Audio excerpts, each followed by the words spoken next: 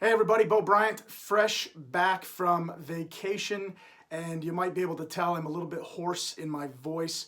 I've been on a rock band cruise for the last 5 days that set sail out of Florida through the Caribbean to Mexico and back. But the reason I'm hoarse is because I've been screaming listening to these bands, singing along with some of these incredible big name bands that I grew up listening to. 20 different bands from 10 o'clock in the morning till 2, 3 o'clock in the morning of the following day with 3 different venues. So you're constantly chasing this incredible music, having a couple of boat sodas and just enjoying the hell out of life. But while I was out there, I had noticed one band that really stood apart. Now, I've seen a lot of these bands multiple times, and this one particular band, it was the first time I've seen them live and in person. I know every one of their songs, and they were just absolutely some of the most incredible performers I've ever seen in my entire life. They spoke directly to the crowd.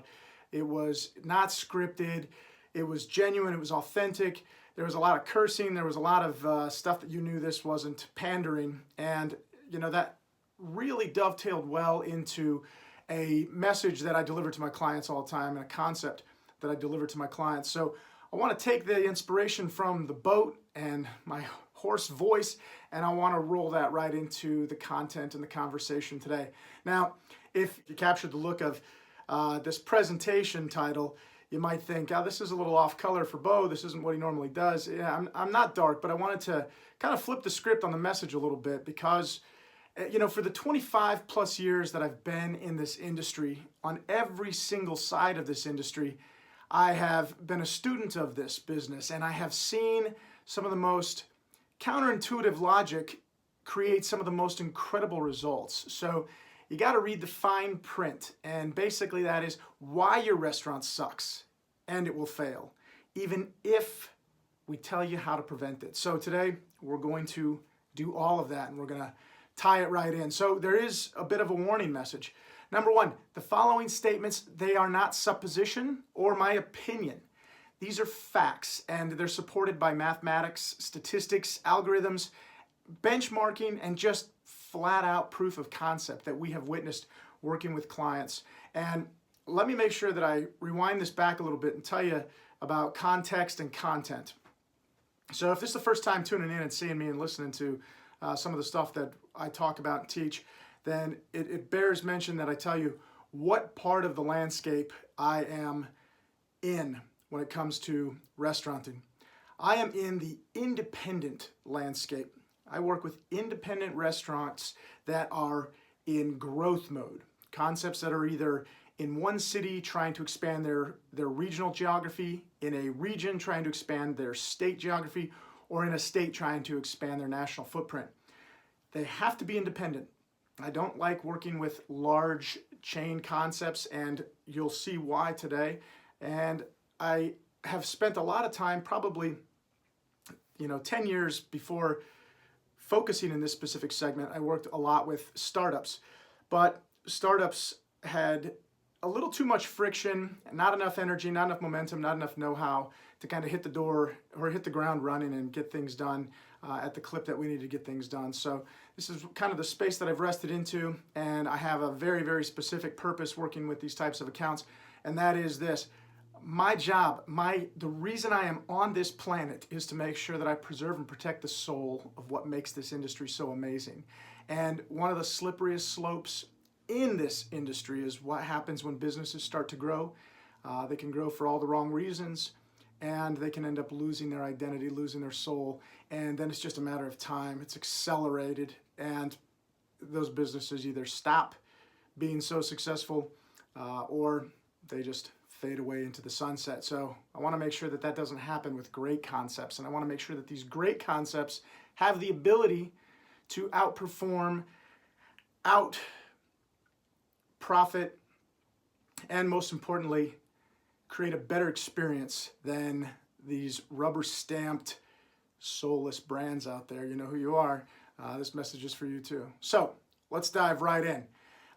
This presentation, it's definitely counterintuitive disruption, but again, it's based on factual formulas that will prove the following 10 things that I have learned in my 25 years in this business.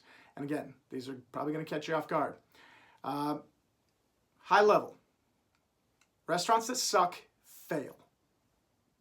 Statistical probability of your restaurant failing is incredibly high. Therefore, the odds that your restaurant sucks is also very high.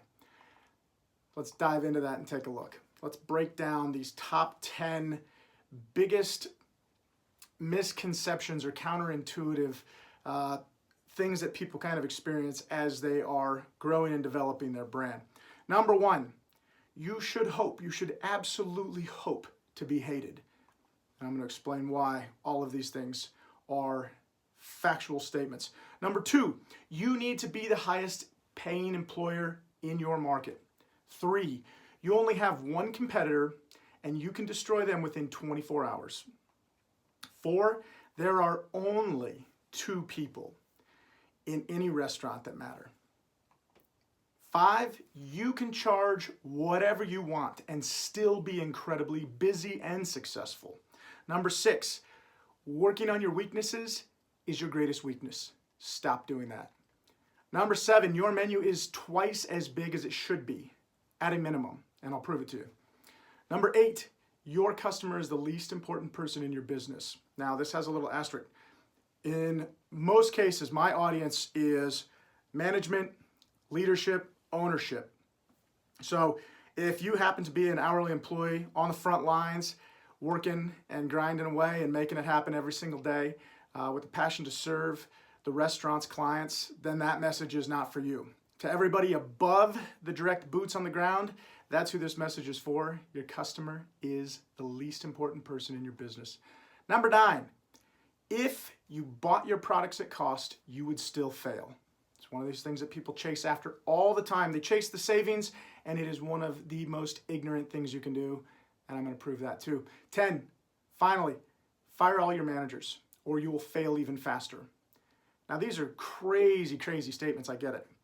But I'm going to show you how the biggest, most successful, and most admired concepts out there practice all 10 of these things every day. I'm going to show you the facts, the math, the science, the proof, and hopefully we'll be able to disrupt your thinking in a way that will propel you towards a greater and faster, more successful restaurant eventuality.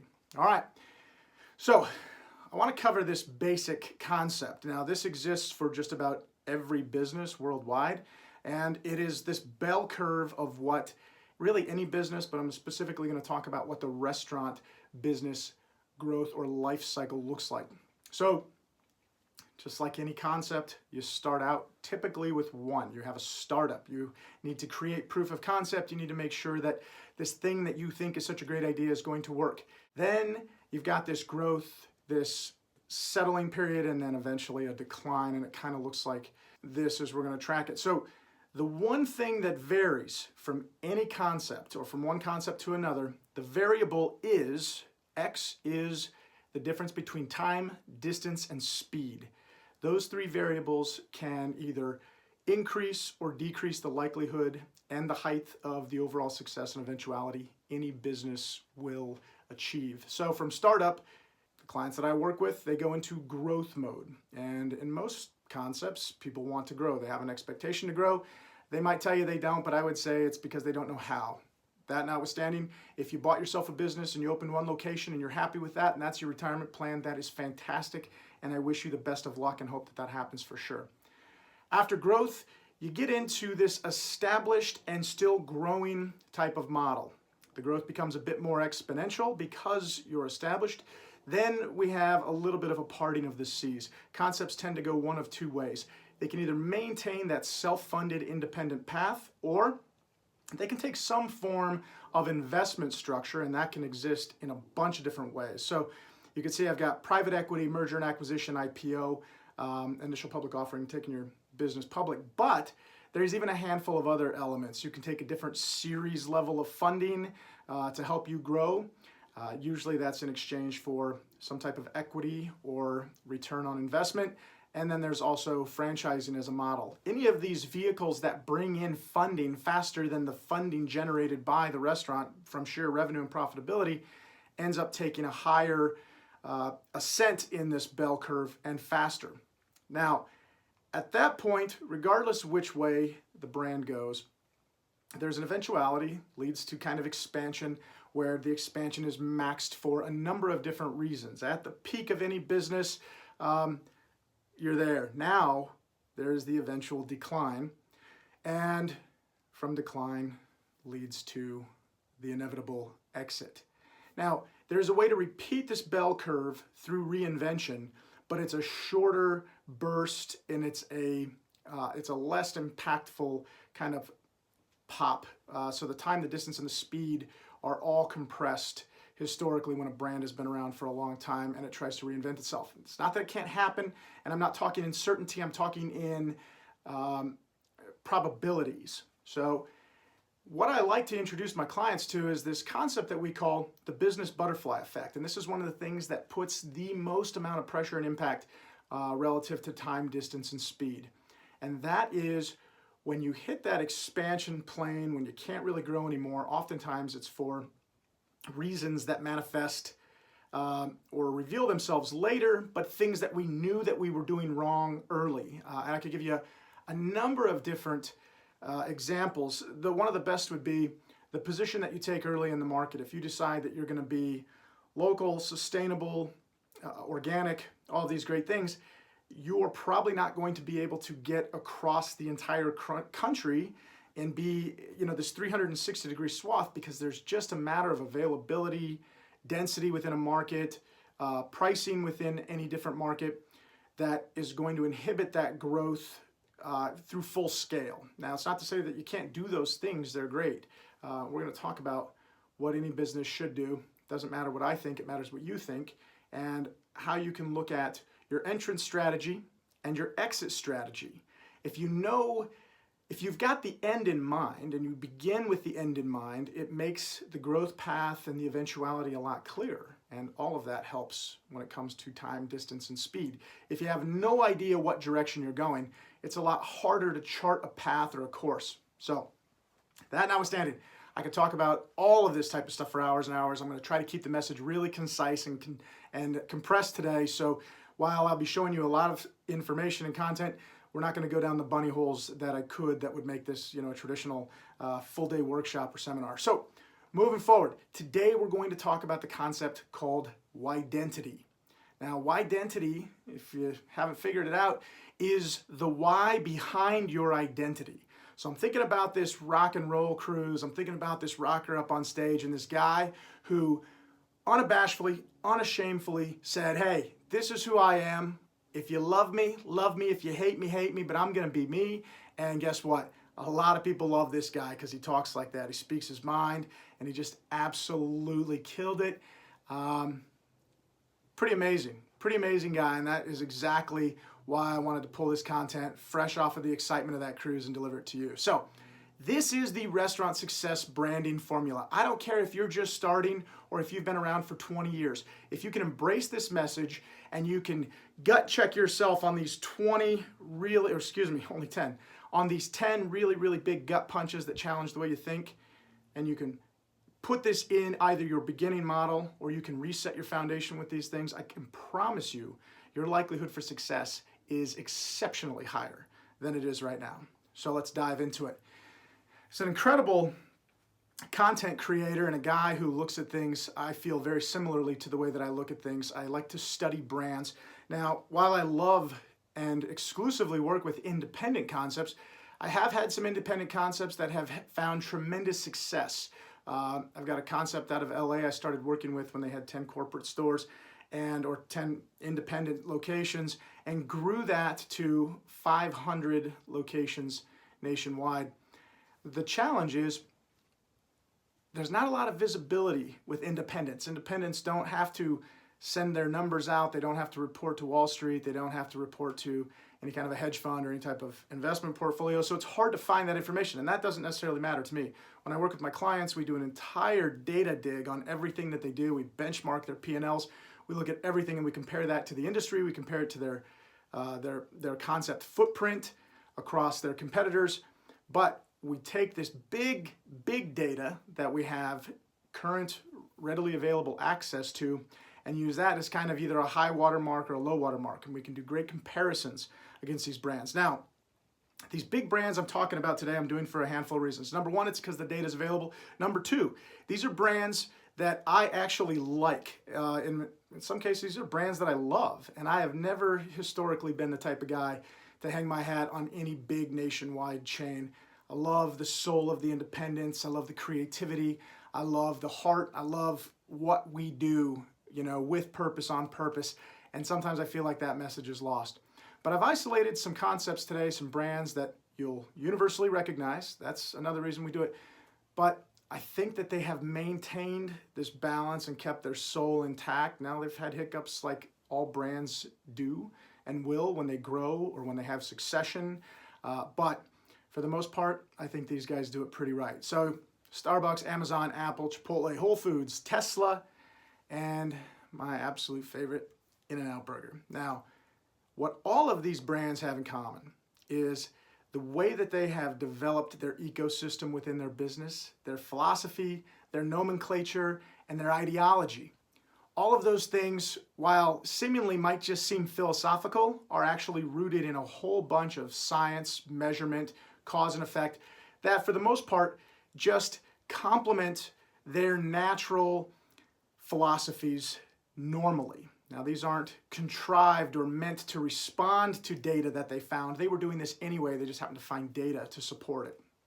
So that's a whole lot. I'm going to try to simplify this message as we go. But this is kind of what this business balance wheel looks like. So this is a concept that we use in our consulting practice. And I'm going to break down how it works, how we use it. But just want to create a little bit of awareness about this right now. So at the core of this business balance wheel is this thing called purpose, this foundational element. So I want to break that down, and I'm going to show you this little equation that I use in our consulting practice to help concepts. Oftentimes, concepts will come to us when they feel like something's broken, something's not working. More often than not, they're trying to address the symptom, but they're not paying attention to the cause. So we got to reverse engineer everything that they're doing to make sure that what they think is the cause is actually the cause. And so I'm going to start with this great quote from Howard Behar to insulate this model. Now, Howard Behar, if you don't know, was part of the original H2O equation. That's Howard, and Orrin. Those were the three principles of Starbucks. Now, certainly Howard Schultz gets all the credit, but the guy behind the guy managing the workforce, leading the workforce, the guy who stood behind a lot of the philosophy and the energy that you've experienced as a Starbucks consumer is Howard Behar. So the quote, "Our success is directly related to our clarity and honesty about who we are not, where we want to go, and how we're going to get there." That's a pretty powerful quote, but I promise you they live this each and every single day. So as we've worked with clients and we've studied some of the biggest and we've studied some smaller ones that are very successful, we've extracted these amazing commonalities. And so this is that formula according to this business balance wheel and what it looks like. If you can have one very, very clear purpose and you can demonstrate that to two audiences, to two people only, and you can do that amongst three areas of your business through four very specific definitions that will kind of box you in. And you can do that in a way that touches all five of the senses of those people, of those two audiences. And you are guided by 6 core identifiers, 6 things that you can explain and understand about who you are. And you can equally distribute that across this wheel, all 6 spokes and the tire. Those are your 7 cornerstones of your business that insulate and perpetuate this purpose. Then you will have created this P8 business balance success model that the most successful businesses out there use. And I'm going to walk you through every single step of the way, and I'm going to diffuse a lot of that really misconstrued or misunderstood logic that we started off with, those top 10 things. So first and foremost, purpose, a deeply defined, demonstrated, and evolving passion that will lead to the expectation of who you will consciously and consistently be. Now, there's a lot of words in there. It needs to be defined. It needs to be demonstrated. It's okay that it's going to shift. It is going to evolve. If you stay still, the world will pass you by. And it also has to be consistent. So this is where we throw in that concept of you should hope to be hated. You should hope to be polarizing. You should hope to either be loved or hated. You don't want any meh. You don't want any, yeah, it's okay. If you look at some of these brands, I promise you, you do not hear people say, they're all right. You love them or you hate them. And guess what? They are perfectly fine with that. They want to polarize the masses. They want all the people who love them to fight against those who hate them and to be their advocates and to be the people that are stumping for them. And the ones that hate them, they don't care. Here's the reality. Out of 7 billion people on the planet, 0.1% will do more than enough to fund any business's growth nationwide and be incredibly profitable and more popular than any other concept out there. It doesn't matter if you're in San Diego, where I am, 3 million people. If 0.1% of 3 million people loved my brand and what I did, that would be 3,000 crazy, loyal, raving fans. Love would get me that. Like, it might get me 300. Hate, well, that's going to create that tension and create that contrast and have those people defending me and knowing that my back's against the wall because people hate me, so they better go support me if they love me.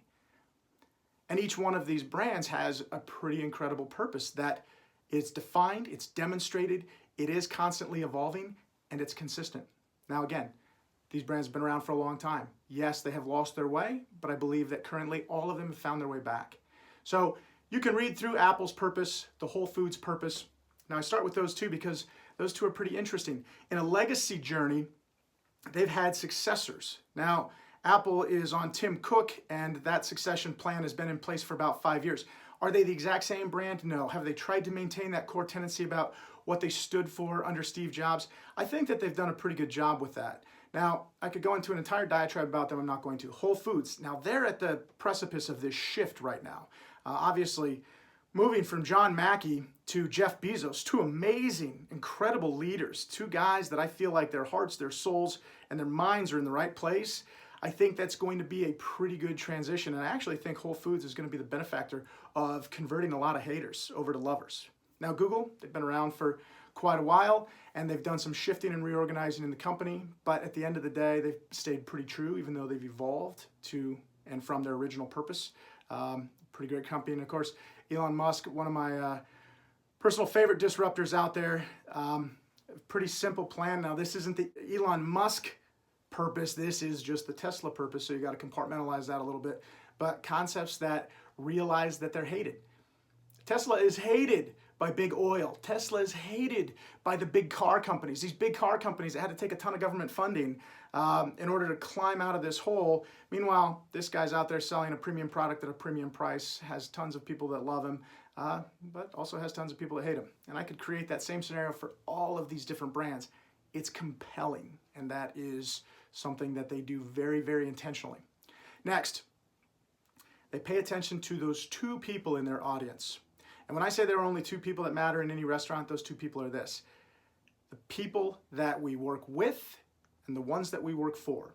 So we work immediately with our nuclear family, our employees, our team members, everybody that is a part of the company. And then we also work with that supporting community, our vendors, our distributors, manufacturers, the reps, all of the advertisement companies, technology companies. That's all within that second layer of our nuclear family. We work with them and we all work for the consumer, but we're gonna mix that up a little bit in this conversation today. Pretty simple. Those are the only two people that matter. Now, that's in order. The people that we work with are absolutely the most important, and this is what you see across some of the most successful food-based brands: Starbucks, In-N-Out, Chipotle. Now, say what you will, they've all been in different phases, and across this entire horizon right now, In-N-Out has probably been the most consistent, even though they've had some of the most disruption. 4 different leaders over the course since Baldwin Park 1948 to current. It's all family members, maybe 5 leaders. They've had some disruption, but they've actually maintained a pretty steady keel. Starbucks, they had some pretty big disruption 15 years ago. They got it back on track. Chipotle, obviously, a lot more recently than that. But again, this is less about the companies their current state, more about their longevity, their eventuality, their growth, and this model that they use. So I'm going to talk about that audience, that number one audience being the people that we work with. They focus on what the people focus on. So people who work for a company have a priority level that they want when it comes to having a career. And I do talk about the restaurant business as a career. I've been doing it since I was 16 years old, and I have never left this industry. I have grown and grown and grown because these 5 needs were met in this order. I was allowed a culture that was equal and similar to me, where I felt like I fit in. I had opportunities for advancement. I was recognized. I was in an industry that was flexible. It worked with my schedule, with other things that I wanted to do, whether I wanted to go on a rock band cruise or whether I wanted to go to school. Didn't matter. This industry allowed that to happen. And finally, I worked with great companies that had great compensation packages. Not just one of these 5 things. I constantly moved from concept to concept until I could find the ones that offered me all 5 of these. That's not so much different than the way the millennial mind works today. They just happen to be a lot more articulate about it. And we're going to talk about what that looks like. So when I say the customer is the least important person in your business, I'm going to put this into context with, let's talk about the millennial employee. I'm going to really break down what they want, and then I'm going to talk about what the best companies out there offer. So one thing that these businesses have in common is they attract great people. If I talk to you about Starbucks, Chipotle, and In-N-Out, here's a couple of truths. They have industry highest paying wages. In-N-Out blows them all away. They have industry highest level compensation package. Not what's mandated by law, but what they do to go above and beyond these different compensation packages. They offer all of these things because they heard their voice of the audience, and that audience said this: when it comes to culture, we're loyal to a cause, not a company. And by the way, we like places that have a cause because that is passionate and that's meaningful. It makes me feel like what I'm doing is something that counts. It's more than just a paycheck. I've got to work no matter what. I've got bills to pay, but gosh, if I could find a place that cares about me, cares about what they do, if I'm aligned with that, then we're all on the same page and it makes it a much easier place to work with. These guys put the cult in culture, and they do it intentionally and they do it without apology. Next, advancement. Experience creates advancement. It's a foregone conclusion. There's so much turnover in this industry, and my belief, now this is supposition, I believe the industry turnover is so high in the restaurant business because we don't create enough clear and concise advancement plans and put them in front of our people when they first get hired. Panera Bread does an amazing job of this, better than anybody I've seen. When you get hired, doesn't matter what position you're in, you know exactly what steps you have to do to promote to the next level, and you know exactly how much money that's going to pay. You know when you're going to get your raise, you know when you're going to get your opportunity, and you can work from the entry-level position all the way up into regional management with an entire path that's laid out. These young folks, these people in our industry, these people who have all this passion, this fierce energy, they're looking for an experience that will create that advancement. If they don't get it from you, they will cash out. They'll go across the street and say, hey, look, I did this for 2 years. I just started towards this position. They couldn't put me in it, but that's what I'm applying for with you. And by the way, they were a great, big, successful brand that didn't have space for me. Their loss is your gain. And they play the game of chutes and ladders, and they grow. I can tell you 100% fact, this is exactly what I did in my career, and it got me to where I'm standing right here today. Number 3, they want recognition. I don't want a trophy. You got to get this crap out of your head. You know, I listened to the CEO from Applebee's, a company that's flailing right now. They can't stay afloat. They've liquidated all their corporate stores. They closed 135 locations last year. And I hear the CEO talking about the grind on their business is millennials. Millennials. They're not eating here anymore. They don't like what we do. Well, are you crazy? That also happens to be who works for you. So if the people who work for you know that you don't like them, you're probably not doing something great. And that's not positive recognition. And I think what we're trying to talk about here is positive recognition. They don't want a trophy for participating. They do want feedback. They live in a feedback society. You look at everything around us today that didn't exist 20 years ago. It was constant, immediate feedback. Not all positive. We use a model called ACE feedback. I'll illustrate it here in just a second, but it's real simple. 3 forms of feedback. You come to work for me, and this is what you get right up front. I will give you feedback in 3 different ways. ACE. Acknowledgement feedback. recognition of a great job.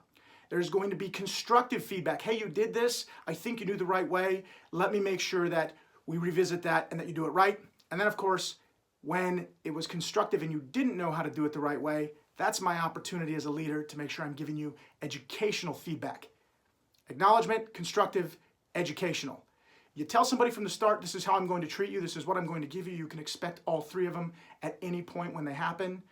People know where they stand, and that's what they want because they live in a feedback loop that's in a very, very, very short cycle compared to what most of us grew up with as we were coming through the ranks, or however old you are, it doesn't matter. Next, flexibility. We're in the experience business. We're telling people that we have to be flexible for our guests, that we have to bend over backwards, find the hardest way to no. And meanwhile, we're telling them no at too many turns. They say, forget that. If I'm in the experience business, I want to give it, but I also want to receive it. I could work a lot of other jobs 9 to 5 and know exactly what I'm getting, punch the clock, get in, get out, but then I wouldn't be able to take day trips and go hiking and go to concerts and take 3 days off in a row by trading people on my schedule to go to a really, really cool concert series. These are our people. We have to figure out ways to answer that call. And finally, compensation. Yes, it's all of these things, not just money. This is the compensation package. Now, the way that a millennial looks at it, or the way a lot of people in this industry in general look at it, is whoever's going to provide me the most of this is where I'm going to end up. And the priority, now this comes from a census that's done amongst the restaurant industry every 2 years. And in this is how employees rank the priority of where they go to work. In this order, pay is typically at the bottom. So that says if you've got someone beating on the door with their hand out and saying, I need a raise, I need a raise. Yeah, they might have some environmental stuff that around them, rent's going up, cost of living goes up. But at the end of the day, if they're coming out with their hand out, you either more than likely failed them in one of these other 4 places first, and sometimes even more of those 4 places. So, let's compare and contrast. If this is what great people want, let's look at what great companies are offering these people. How is it that every time I talk to a Starbucks employee, future or former employee, and say, hey, how was it working at Starbucks, or how is it working at Starbucks? They love it. I grew up, I was really young. I took a second job because I couldn't quite make ends meet with my bartending job, my serving job. When I was a young man. So I took a job at Wendy's, and it was embarrassing. And no offense to Wendy's at the time, it was just something my friends were critical of, working in fast food. And I learned a lot, and it was relatively short-lived because it just wasn't aligned with who I was and that crafty artfulness of the industry that I fell in love with. So I left, but I did learn some great things. The point is, there's a lot of people who are or can be embarrassed when they work for companies that don't align with them, don't have those core beliefs. And I was one of those people in that situation. But I talk to people who work at Starbucks, In-N-Out, Chipotle. They are proud to work there. And if they don't work there, they're still proud that they worked there. That's pretty impressive. And these companies do this by design. Culture. They're very specific. We only hire elite individuals whose passion, purpose, and principles align with ours. That's what they vet in the interview process. I can train everything else. I want to make sure that your personality and those 3 elements of your personality, passion, purpose, and principles, those 3 things are aligned with what we do, or there's indicators that there's a behavioral concept that we can build on that's aligned with us. We know you're going to like working with us, we're going to like working with you, and that's how we are going to separate the wheat from the chaff. Next, advancement. Look, if you don't have a development or an advancement plan, you're not just hurting yourself, you're leaving a ton of money on the table. Think about this. We value promoting within. Number 1, it creates a deeper vertical in our people. I've got people cross-trained through the ranks because they've worked other positions. They also have awareness of what good looks like and what it doesn't look like in any position, above them or below them, because they've either worked it or they've worked for somebody who worked it. And most of us built our leadership techniques based on either what we loved about somebody we worked for or what we didn't love about somebody that we worked for, and how we were going to either emulate that or absolutely deviate from that. Finally, when we promote within, we create more awareness, more flexibility, a tighter knit, longer lasting bond within our ecosystem, our community, our family, and we're more self-aware, and we're also more accountable. Next, recognition. We praise in public and we punish in private. We want our people to be happy and never leave, but we also want them to be better. So we're absolutely going to hold them accountable. That's the only way to grow. And again, there's that concept of ACE feedback. Finally, flexibility. We're in the flexibility business. These great companies that are big and successful, they get it. We care about our people because if we don't, then they won't care about us. And that absolutely hurts performance. It hurts experience. It hurts the way that the guest, the second most important person, feels about the engagement strategy of your business. So if we're in the fun business, we want our people to be happy because happiness is infectious and it translates into the job. So flexibility makes perfect sense. These aren't hard things to give people. They take some creativity. They take some modeling, but it's not hard to do. Finally, compensation. Compensation is not an issue when we achieve the above directives. I'm going to show you the math because this sounds nuts. How is it that In-N-Out can offer people $2 more per hour across the entire chasm of employees? How is it that a general manager at In-N-Out can make $160,000 a year? You know, at last check, I believe In-N-Out, they don't report their information, but you know, through some inside sources and just through some traffic counts and square footage and stuff, we can kind of reverse index the formula and realize that the average store is probably doing somewhere close to about $3 million a year.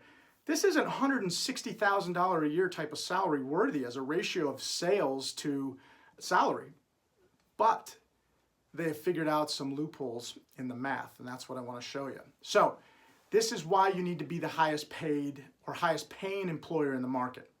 Number one, it's a big, big deal. Industry average turnover is roughly right now at about 80%, 75, 80%, and it's higher than it was 4 or 5 years ago because the economy's coming back. When the economy comes back and you're feeling it from all these competitors in your market space, your employees can play that games of chutes and ladders more readily. People are afraid to lose or leave a job when there's not a lot of jobs out there. When the economy's doing good, business is coming back, there's a lot more in the landscape for them to pick from, which means the cream's gonna rise to the top and you better hope that you're the cream. Now, the turnover number is a big deal. What's more important than the turnover number is what the average cost to hire a new employee is. Right now, based on a CHR study from 2016, most recent information we have, the average cost to hire an employee, onboard an employee, that entire life cycle, about $5,864. Now you're saying that's crazy. Bo, I don't spend $5,864 to hire an employee. Well, then I've got two things to say to you. Number one, you're probably not measuring it right. And if you are, the number two, the reason why you have high turnover, probably not great service level, and probably not super happy customers is because you're not investing enough in your employees. This is an absolutely perfected science. We know exactly what the ROI is. How much time, energy, and money do we need to put into an employee to make sure that they're fully equipped to hit the ground running and represent our brand properly? If we don't do any of those things, we suffer a larger opportunity for fallout, blowback, pushback, turnover, etc. So I'm going to break down this formula and show you exactly where this money goes. Number one, pre-departure cost. Pretty low in this industry compared to other industries. But in the restaurant business, pre-departure cost is about 3%. So what that means is somebody gives you notice, all of a sudden from the time that they give notice, their performance, proficiency, effectiveness starts to kind of go down. Next, we have vacancy cost. Now, these are the people that don't give notice, and in this industry, that happens a lot, and this number's double. 6% is what we face from vacancy cost. Now, some of that vacancy cost is we've got to take on a little extra labor. We might even run the risk of going with overtime because we still have hours to fill, positions to fill, but not bodies to do it. That can also lead to hiring poorly, not vetting properly, being in a rush, which can repeat this cycle and continue the high turnover. Next, if we're going to mitigate that, we've got a recruiting cost. Recruiting costs about 15%. If you're not spending that much on recruiting, you're probably not doing it right. I'll give you some recruiting techniques later, but right now, average recruiting cost for successful business managing the best ROI on this is about 15% of that $5,800. Next is selection cost. So recruiting is I'm putting the message out, I'm going to other restaurants, I'm meeting people, you know, as I see them working in a position that I have open, I'm chatting with them, I'm telling them about what we do extra, if they're looking for extra hours, and come over, join us part-time, do whatever they like. Now, selection cost is once we actually get into the interviews. We spend a lot of time doing the interviews, we spend a lot of time combing through who we like, who we didn't like, we confer with the other leaders on the team, we try to figure out who's gonna be a good fit. Then we make our selection, now we've got onboarding and training at the clip of about 14%. There's a lot of money that goes into printing the manuals, creating production value videos for employees, creating podcasts or YouTube videos to tell our story, printing material, doing all of the paperwork. All that stuff is very, very expensive. Productivity loss. Now, productivity loss at 42%. Get your head around this. If I've got a trainer, I'm probably paying them a shift differential from what their normal pay is to train somebody. And especially if I want a good trainer, I've got to give them some incentive to do that. But they're not going to be able to run the size of a section on their line or on the floor or behind the bar that they normally would be able to do because they're busy explaining in detail why and how they do everything, so their productivity is almost halved. And you're paying another person, so 2 people now you're paying to get about half of the productivity. So that's a pretty big impact. Next, admin costs. So this is the I-9, the W-2, this is the E-Verify, this is all the different background checks, all the stuff that you have to do is all rolled up into the admin costs. Plugging them into the system, the POS system, getting all that type of stuff done. And then there's all kinds of miscellaneous costs, and this can exist in a bunch of different ways.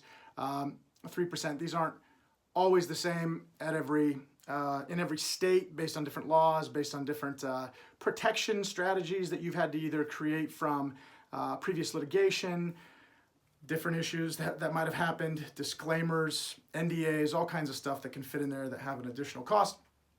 Bottom line, there's your 100%, $5,864. Now, there's a whole formula for this, and if I think about it and remember it, I'll try to put a link into this video so that you can go and try to run these numbers on your own, because each one of these subcategories is broken down into great detail, and you can add a number to it. It's real simple.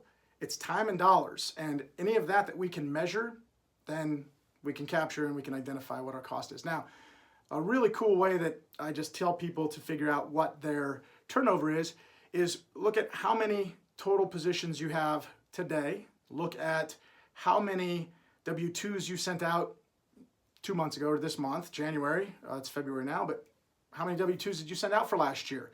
Divide those 2 numbers and you'll get exactly what your turnover percentage is. And if you're at 80% or lower, great job. Most independents tend to hover a little bit lower than the average. But I also think that there's a reason for that, and that's kind of the point of this whole message. Now, let me take this math and give you some assumptions and show you how the In-N-Out, Chipotle, and Starbucks of the world are able to pay their people more. How are these big companies able to pay $1 to $2 more an hour for entry-level positions than what you can pay? You think it's because of revenue? You think it's because of their profit? It's not. All things being equal, it's this math right here. Assume the average company that's not offering culture, advancement, recognition, flexibility, and compensation in a very, very attractive package. Well, they're more likely than not to offer minimum or lowest wage hourly positions, and likely they suffer from that 80% turnover or higher. Now, if the average company had an equivalent of 20 employees working full-time positions, that represents 40 hours per employee, right? You can have part-times, doesn't matter. But if it all aggregated up to 20 employees on average at $11 an hour, here's what the math would look like.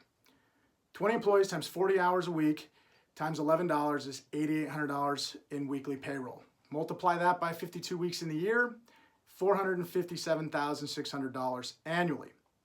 Great. But now throw in 80% turnover. That's 16 of those 20 positions will be replaced throughout the year. Multiply that by the turnover cost to hire one employee, $5,864 times 16 people. That's almost $100,000 in a year that you wasted because you couldn't manage retention, right? So, if that could be reduced by just half, that's a savings of almost $50,000. If you took that $50,000 and divided it by those 40 hours a week times 20 people times 52 weeks in a year, you would have an additional $1.13 an hour just to give your people. It'd be a wash. You'd have happier people. Well, these big concepts knew that before they even got started, so they said, hey, look, if we can manage turnover and keep it this low, we can come out of the gates offering $1 more. Now their turnover is so much lower that they're actually able to impact that dollar higher. Now, another thing that they do that has an amazing impact is because all 3 of these companies do an amazing job of promoting within. Here's a little science. I'm sorry to expose this. I'm not trying to make anybody feel bad or make these companies look bad, but here's the reality.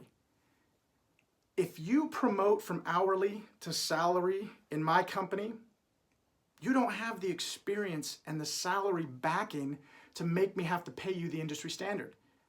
I'm investing in you. I have invested in you. You're not quite there yet at that top tier piece because you didn't do the chutes and ladders game. But hopefully we've provided you a great culture, a clear path for growth. And because of that, we're going to be pretty close to competitive. But honestly, we're going to save some money on salary. I'm not paying you $60,000 making this jump. I'm going to pay you 40. Well, all of a sudden there's more accrued savings and money that they can flip back over into investing, into promoting, and into training. And all three of these companies do a great job. They don't just put that money in their pocket.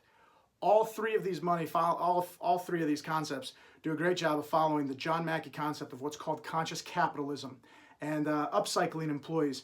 If you haven't read the book Conscious Capitalism, I would strongly suggest you do. It's an awesome foundational book. So, in conclusion, you need to be the highest paying employer in the market.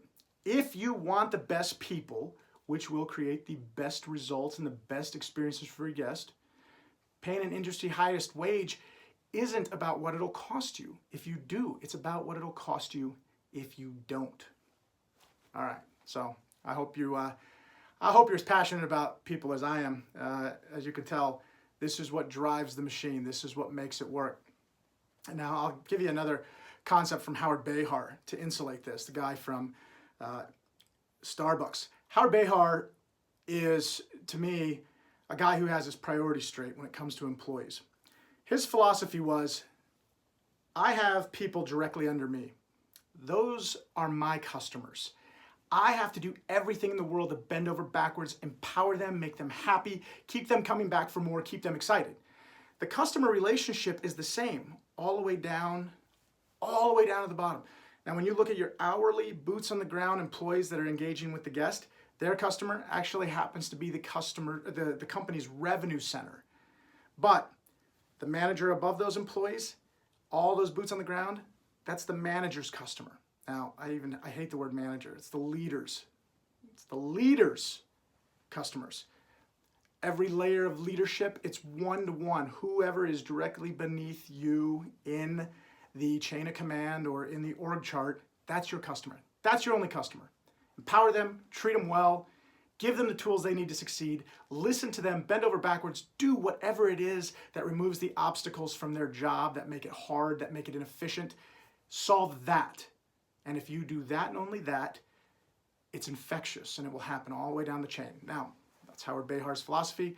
I believe that that's a philosophy that's also part of the Lindsay Snyder philosophy over at In-N-Out. I know for a fact that that is a big part of the philosophy embraced by Steve Ells over at Chipotle. So that's my rant on people. Now let's talk about those three areas that we deliver this consistent message to and the way that we create our value proposition. So in years past, for years and years and years, the value proposition was always the intersection of price and quality. Now that's how everybody from the greatest generation grew up. We believed that. And somewhere along the line, probably within the last 20 years, this started to manifest, and within the last 10 years, it has just absolutely blown up. When I talked about feedback and the feedback loop being so short and everything being based on feedback, you know exactly what I'm talking about. People are posting about the concepts. They're researching concepts before they ever step foot into the door. Nobody walks in blind. They want feedback from their social peers, their community, what other people have experienced. And all that is based on that key word, experience. That's the new fold. It's no longer an intersection. It's a three-dimensional pyramid, right? And at the center of that is the value proposition. So where the nucleus now is in this triangle of price, quality, and experience. And smart companies know how to deliver against all three. And when they do, they have the ability to charge whatever they want and still be successful. They're not out there shopping the competition. You think Starbucks raised its price when the coffee bean and tea leaf came in? I promise you they didn't lower their price to be competitive. The other guys had to lower their price to be competitive. Starbucks didn't do it. They don't have to do it because they knew that that competitor did not do as good of a job with price, quality, and experience. That total value proposition is hard to replicate. People can try to do it, but you can't fake it. If the purpose, sound buffer, if the purpose isn't there, then it ain't gonna work. So let's talk about those four definitions. Now, we live in a world we've been taught our whole life, think outside of the box, think outside of the box. Think outside of everybody else's box, but don't let that prevent you from creating your own box, right? There's nothing wrong with guide rails. As a chef, growing up, I hated being constricted by these rules, these things we had to do. We had to play it safe. We had to do it according to who we were. I didn't understand that. Nobody explained this to me, so I didn't get it. I didn't like being constricted, but because the definitions weren't given to me, because I didn't understand the power of these definitions and the ability, I was a little bit of a pushback guy. But I still put my head down and worked within these definitions, and when I did, I figured I'll show them. I'll figure out how to play within their rules, but still knock it out of the park, make the quality of my product exceptional, blow them away. That way they'll come back and say, hey, okay, we like what you're doing.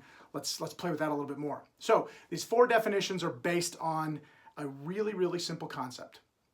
You're gonna climb a mountain. You've opened a business. You're gonna try to grow this business. So you have an entrance strategy. The reason why you're here, why you think this is necessary, needed, relevant, why it's missing and why it should be there. That's your mission statement. That's the beginning of your journey. Then you have your vision statement. Here's where we're starting. Here's where we want to go. We want to have X number of restaurants over however many years. We want to be in this many cities, this many states, up this coast, whatever it happens to be. You have an entrance strategy. You have an exit strategy. And by the way, exit strategy is not a bad word. You saw the eventuality bell curve of the business life cycle. Everything is going to die because it takes people to make things happen, and people die. Now, you can have a legacy brand that you can pass on to your family. You can sell your business. There's a whole bunch of other things, but at some point, you, right there, you, the one watching this message right now, you're not going to live forever. You're going to be gone. So you have to have a personal exit strategy.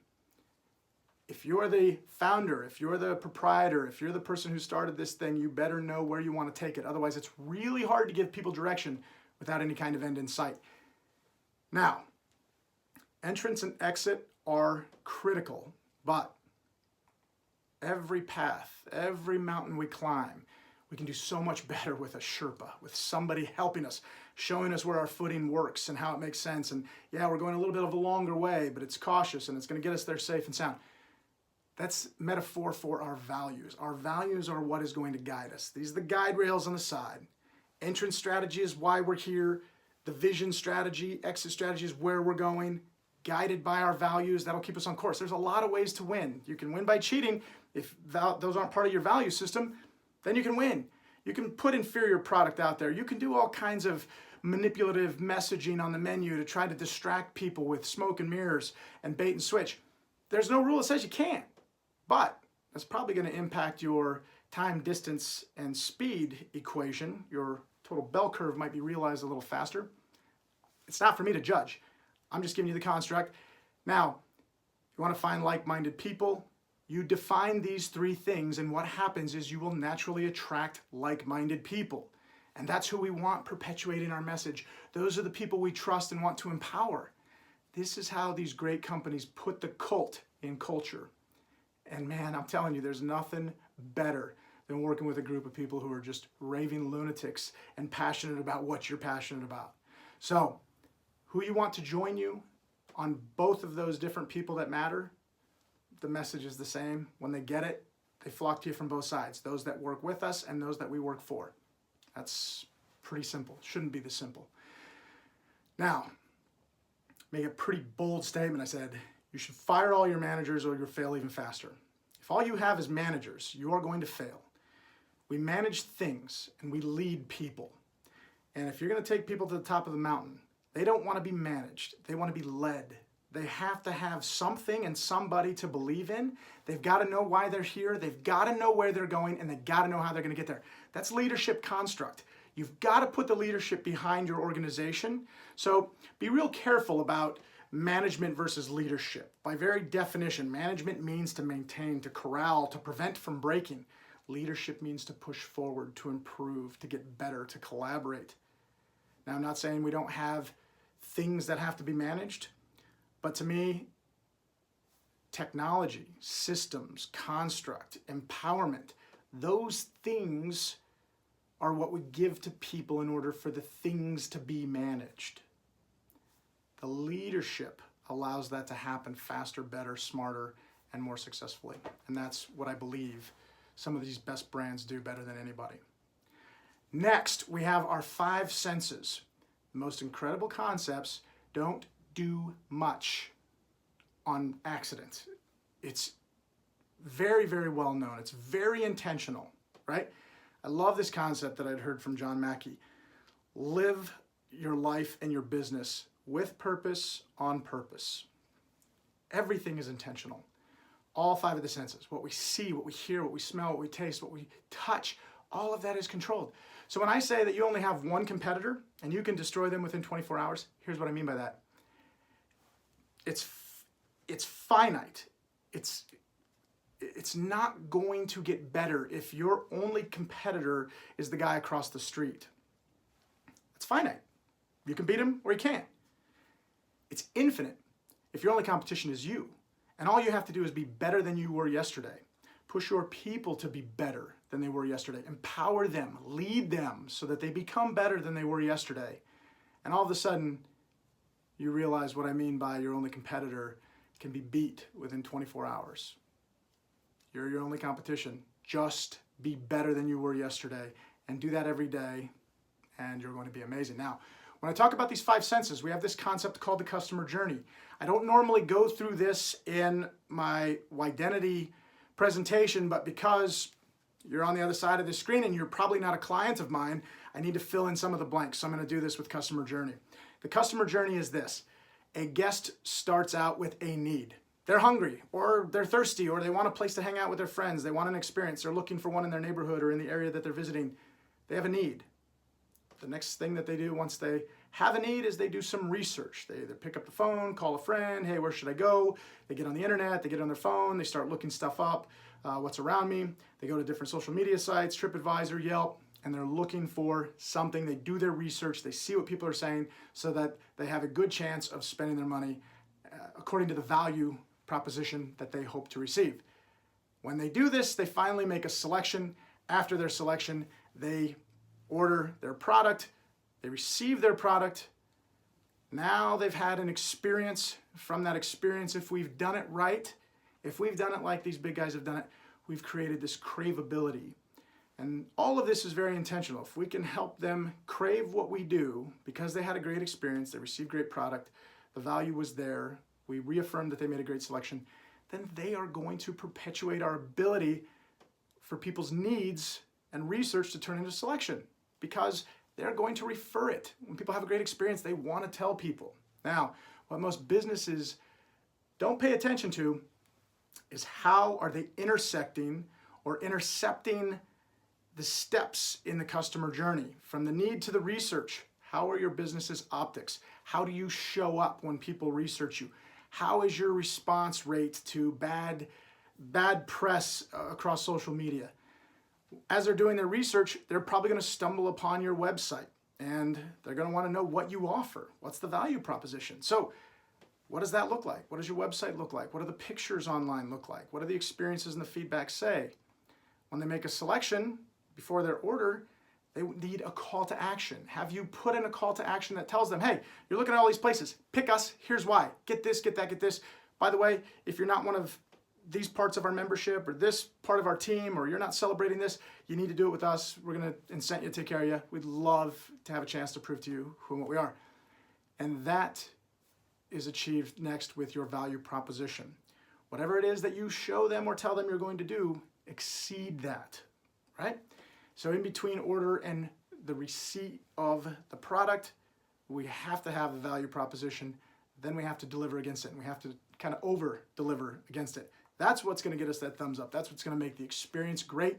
And one of the fastest ways to do that is by having this purpose defined, having a happy team that's empowered and given the opportunity to be themselves. We don't control people. We control the path, but we let people be the people that they are. If we trust them and we hired them because we liked their personality, those 3 things, then we should just let them be that. We don't script them. We just give them bullet points. These are the things that we want represented. These are the things that we believe in and love, and these are the things that we don't love and don't believe in and don't want to do.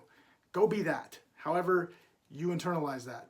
If you don't do it right, we'll have one of those ace conversations with you, because you're an ace in the hole. You're the guy that's at every table. You're the guy or girl, lady who's making it happen, and we are empowering you to continue to do that because you're our customer. Now go take care of your customer. Authenticity changes the game, and it's one of those things that's severely lacking, in my opinion, right now. We're not paying enough attention to it. From the craveability to the referral, we've got to have that incentive to get them back. We got to say, hey, your first time here, holy cow, we're going to throw a parade. This is awesome. Hey, you're back. You've been here before. We're going to throw a parade. We got to celebrate. This is awesome. We've got to embrace that. 8 out of 10 people in a restaurant on any given day have been there before. So the efforts that we're putting in to try to attract new people are nowhere near as impactful as taking care of the people that are already here, that are already fans, and making them bigger fans so that they'll return with more frequency. If we can do all of that, we've captured the next part of the gap, which is the recall. Bring them back. Bring them back more often. Have them tell their friends. Repeat this cycle and increase your chances of certainty that you're going to be that selection. So that's customer journey. That's how we address the gaps within the customer journey and try to create advantage for us. Now, within this entire Why-dentity concept, when we know why we're here and where we're going and what guides us and how we're going to get there, then we have to look at how we defined our business, and we have to look at where the continuity is seeded and threaded throughout our entire business. So here's an entire list of all these things that we have to ask ourselves. Does it fit within those 4 walls, those definitions? Does our exterior explain who we are, where we're going, and does it kind of address our values? Interior, ambiance, lighting, music, mood, all that stuff has to match. There's another checklist. You can pause this and you can rank yourself on a scale of, a letter grade, A, B, C, D, or F, and give yourself a letter grade on how your alignment is structured with your identity. Does this enhance your brand? Does this distract from your brand, or is it neutral? If it's a C, a D, or an F, where it is neutral or it detracts from your brand, then maybe that's where you'd better spend some time. And that's certainly something that we do with our clients. Now, let's talk about those 6 definitions. I know I'm going fast. I know this is a long video. I really appreciate you hanging on. 6 definitions. When you have a purpose and you know why you're here, where you're going, and how you're going to get there, it's very convincing. And the reason it's convincing is because you're convinced. My dad used to always have this quote about, be convinced and you'll be convincing. Being convincing is more important than being right. It's more important than being wrong. Being sure is the most important thing. I believe that. I've led with that. Maybe you could tell by the way that I present and talk about this industry that I'm certain. And I know this is convincing to you because I'm convinced. So let's talk about these 6 definitions. The why, who, what, when, where, and how. Why? Why do we know this will succeed? Be convincing. Who? Who do we want to be like, and who do we not want to be like? Howard Bayhauer had that right. Capture that. Because people don't just need to know who you like, they need to know who you don't like. They need to know, they have to have that frame of reference on both sides. Be more like this, less like this. This is who we hired. This is why we hired you. We felt like you were more like these people than these people, and more like this brand than that brand. Be that for us. Be that with us. What? What do we believe that we can do better than anyone else? And do that. Do the hell out of that. Where is this needed the most? And that's where you put it. When? When will this end? Where's it going to take us? And then what are we going to do next? You got to have the next vision plan. Finally, how? How will we create that infinite structure of attraction by knowing how we'll improve today over yesterday? Now, the 7 cornerstones. I told you I'd walk you through this business balance wheel, and I want to give you the actual look of the business balance wheel. So a wheel is designed to impact time, distance, and speed. If the wheel is built well, if it's balanced, if it's strong and not lopsided, it can bear more weight at a faster speed. And if we keep it tuned up and all those different spokes are constantly aligned and balanced, it can bear weight, speed, and distance better than a wheel that's neglected. So at the hub, where we are going to sew our threads, where we're going to sew our spokes, is purpose. This is the foundation. This is the very, very center of what's going to hold it all together. Now, in order, from purpose, we have to know our positioning. We have to be able to answer those questions. Why are we doing this? Where are we going? How are we going to get there? The positioning is more important than the people because without definition, we can't lead people. But once we have definition, not only can we find them, but we can lead them. After people, the best people, we know why we're here, we know where we're going, how we're going to get there. That's attracted these amazing people. We're able to pay them more because we're going to treat them well. We're going to create this amazing environment for them, and then we're going to let them shine. We're going to let them do what they do, their product. The front of the house, their product is the service. It's the experience. The back of the house is the experience and the product, the quality, the flavor, controlling all 5 of those senses on both sides. This is what they do. Now we have construct, and we allow them to do what they do. We empower them, and we get some amazing results. If we do those first 4 things right, we have a higher chance of capturing and creating better profitability. If we've created good profitability, now we've got an asset. When you have an asset, you got to make sure that you have protection.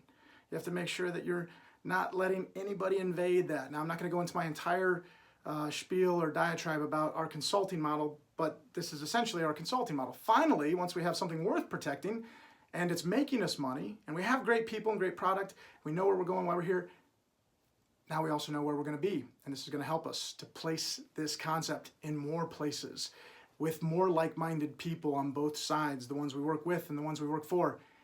Then we put our little rubber around it to make the road not so bumpy, to protect the spokes, and to protect the hub, to make it travel smoother.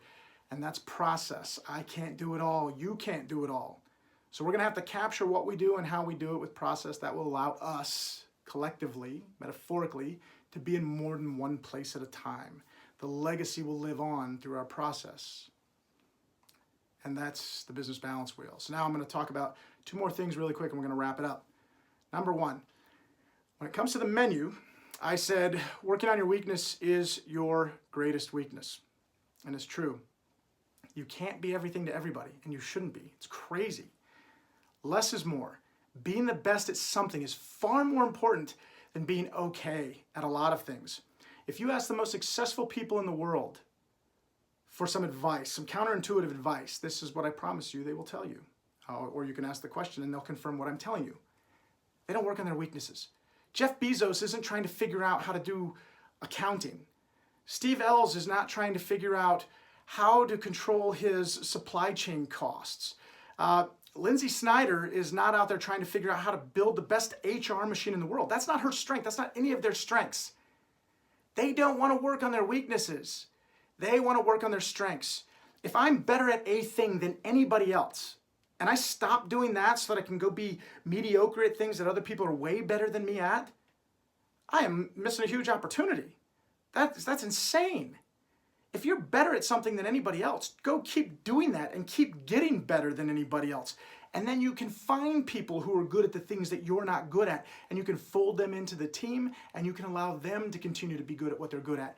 A person should never be defined by a job. A great person should be able to define their job. When we build companies this way, we have the most exceptional results. This isn't restaurant business knowledge. This is next level business knowledge, best practice. You look at the best companies in the world, and I promise you, this is the philosophy that they've adopted. So I'm going to do a little compare and contrast to insulate this concept of less is more. I got 6 big brands up there. On the left-hand side, I've got these concepts that are living this model, this business balance wheel. They do this whole thing really well. In and out. They're opening 50 new locations in Colorado. They're busting into a brand new market. There are 328 stores right now. They're going to be at 500 stores, an additional 172 locations within the next 10 years. This company started in 1948 in Baldwin Park. It got covered by an overpass, by a freeway. And they have built and grown and grown. They've had 5 successors over 60 plus years, almost 70 years. This is insane. Every year, better and better and better, because this core concept has never, ever left them. Starbucks, they opened 2,000 locations in 2017. Their growth was 14% year over year. With the industry average, when you blend traditional, full service, quick service, and you put it all together, it's a 3% clip. full service has been neutral. Quick service has been at 6%. They're at 14% growth. That's amazing. And they've also launched a brand new brand, and it's epic. You got to check it out. You got to get online. I wasn't always a Starbucks lover, but after I got to talk and meet with Howard Behar, pick his mind, listen to him speak, get to know the guys behind this system, I really kind of fell in love with this culture. And this Starbucks Reserve line, this elevated coffee model, there's one in LA I was at about 2 weeks ago. Absolutely next level. These guys are continuing to push and to grow and to evolve, but they're keeping that core part of their soul intact, and they're doing this with a lot of intention. Chipotle, look, this is a company. I'm not shying away from the obvious. I mean, these guys had a disastrous supply chain incident, in my opinion, a supply chain incident that led to a foodborne illness across the entire country. Now, I feel like I could explain exactly why. It would fall on deaf ears, and it doesn't matter. What does matter is that this company was crippled, lost 30% of their stock value, and they have clawed and scratched and put a lot of money and energy and effort and restructuring into the company. And the one thing that they've always held central were those two people that mattered most. If you weren't their customer, they didn't care. But if you were, they rallied around you. If you were somebody that worked with them, they rallied around you. Even during this whole debacle, their employees have remained incredibly loyal, and their core fans have remained incredibly loyal. They've introduced a couple products. They've done some out of their norm type of incentives and marketing and promotion, to the point that they crawled out of this hole in a positive in 2017 with 3% increase. And I have no doubt that they will get back to a dominant status in 2018. They've got some big stuff on the horizon. Now, all these guys, less is more. They're not trying to be everything to everybody. They don't want to be liked. They want to be loved, or they want to be hated. Opposite side of the aisle, Cheesecake Factory. The default place to go when you have to feed a big group of people because they offer 800 things. Look, they actually do it right. They make a lot of stuff from scratch. Most people don't know that. It's heavy food, and it's rich food, and it's they have a great offering. I don't want to talk poorly about them, but I think that they do miss the mark when it comes a little bit by trying to be everything to everybody. That being said, 2017 alone, they didn't have a foodborne illness like Chipotle did, and yet they still lost 29.5% of their stock value. That's alarming. And it's not just because they're fully anchored in malls, and malls are a thing of the past. They'll solve that part of it, but I don't necessarily have a lot of confidence. I haven't worked for them. I have a lot of friends who've grown up through the system, who have gone up through their chain. They do a lot of the things within those 5 elements of creating a good culture that their employees need, but they haven't done them all well. And they haven't followed this model and balanced their wheel, is all I would say. Now, Applebee's, I already shamed the CEO. Again, I have a hard time embracing concepts that say stupid shit and that don't believe in the priority of their people first and then their guest. A few years back, Applebee's, as a franchise model, divested themselves of all their corporate locations, and now in 2017 closed 135 locations. They saw a year-over-year sales drop of 5% on an already tumultuous slide. I don't think their wheel's balanced. I think you could look around that organization and figure it out. I think that trying to be everything to everybody is flawed. I think trying to be the low-cost leader and offering $1 margaritas is probably not what's going to scream quality, price, and experience to anybody. It just screams price. That's the lowest common denominator. It's not a game that I think anybody should or would want to play in. Next, Buffalo Wild Wings. Maybe just a little too centric on the menu. Maybe they attached themselves to a really, really heavy commodity item. But I also think, when they sold, they did a lot to kind of diminish the overall value. It didn't translate. The handoff wasn't clean like it was, or as clean as it was with like a Steve Jobs to a Tim Cook type of deal. 17% stock decline over the past 2 years. And they plan to liquidate 10% of their corporate locations this year.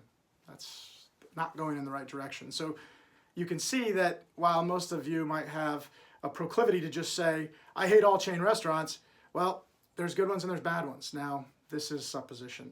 I believe that the reason why these two sides are separate is because of this content. The left side embraces this entire model, everything I'm teaching. The other side, I don't know if they're aware of it, don't care, don't want to spend the money that way, but that's it. Now, let's dive into menu. Your menu is twice as big as it should be, at the very least. People tell me I'm crazy when I say that. Look, there's a psychology to this, and it's a known issue. If your menu is over 46 items, 46 items is the tipping point that a guest starts to say, okay, well, that's too big to do it all great, so you better balance my value proposition by lowering the price. And the last thing you do is get into that price war. Not a good thing to do. The best relationships are intimate relationships. That's why we call it a menu. Me and you. Menu. You and your guest. That's your bond. That's your relationship. Is it going to be intimate and tight, or is it going to be all over the place? You're going to invite everybody in to be part of that relationship. Relationships don't work too well when they're like that. So, I'll give you an example that is not as easy as In-N-Out. In-N-Out has 6 items on their menu. They're adding their very first item in a couple decades. I think they did a limeade in the 70s or 80s. It didn't work. They abandoned it after a while. Now they're offering hot chocolate. Yeah, I know. Wow, that's a great fit. I think it's an indicator that, hey, we're going to Colorado. We're going to these colder weather states, so we need to have a colder weather offering. I've never had hot chocolate with my coffee. Not a move that I necessarily agree with, but nonetheless, this isn't about them. This is about another concept that I think does it better than anybody. Now, I will illustrate this concept. If I could arrange for you to buy everything at cost from your supplier, at the cost that they paid for it coming into their dock, you would still fail because it still has a cost. You're not going to get the product for free. You're chasing this money trying to do this. I'll flip the script and give you this brand. The Hillstone Restaurant Group, which owns Bandera, Houston's, a great concept, just like a Houston's in Denver called the Cherry Creek Grill. Great, great concept. So I've got their menu up there. I would love for you to take a look at this menu. Find a couple of things. Let me see. A cheeseburger for $19. $19 for a cheeseburger. Guess what? It's one of the best cheeseburgers I've ever had. Their ribs, phenomenal. Here's their MO. Let's have a tight menu. 38 items on this entire menu. Let's have a tight menu and let's do these things better than anybody else in our footprint. Period. If we can't do it better than anybody else, take it off the menu. Oh, by the way, we have to be able to offer the exact same thing at lunch as we do at dinner. We'll have a little bit, very, very small price differential between the two, but the menu is exactly the same. The offering is exactly the same. Oh, and by the way, we cross-utilize every product at least 3 times, but we do it in a way that you're gonna have a hard time figuring out unless you're a restaurant guy and you start reading through it and you're like, oh, there's the ribeye 4 times, prime rib, Hawaiian, this campfire style, and the prime rib sandwich. The prime rib sandwich, by the way, I find this, the French dip, au jus, $23 for a prime rib sandwich, and it is the best prime rib sandwich I've ever had. I know, you look at the price, you're like, this is crazy. Go there, try it, trust me. Because it's not just the quality of the product, it's not just the price, it's the experience. The place is so top-notch, so intentional. Talk about the 5 senses. They have a story behind everything. They can answer more questions than you could ever ask. When a brand does that, that's incredible. That's experiential. They do a whole lot of that stuff really, really well. They also pay their people ridiculously well. Their turnover is incredibly low. Their host staff makes probably 3 times what the average host person makes because they hire a professional, not a young high school kid, but a college person who's got an incredible sense of capacity and intelligence, and they're polished and they're buttoned up and they're pressed and they're starched, and it is elegant. It's like a maitre d'. These guys do an amazing job. Can't say enough. Anyway, so that's a big, long journey today. Hopefully you got a little feel for my why-dentity, why my identity is what it is, and hopefully this sparked a little bit of interest in refining yours. Definitely longer than normal. I appreciate you sticking through this. The band I was talking about on the cruise, by the way, if you were wondering, Sammy Hagar, Van Halen, 5151, one of my favorite albums of all time, but this guy covers it all, did it all. An amazing, amazing showman. I realize I left you hanging this whole time. Check him out. You'll see what I'm talking about. Anyway, thanks a ton for tuning in. Stay tuned for more content. If you loved this, please recommend it. please subscribe. I'll keep data and content coming as long as I get people subscribing. And for those 778 of you that are subscribed, for the 33,000 of you that have watched just one other video, thank you. Thank you very much. I'm in this business with purpose on purpose to make it better, to keep the soul intact. And hopefully today I was able to inspire you a little bit like I was inspired on my rock band cruise. See ya.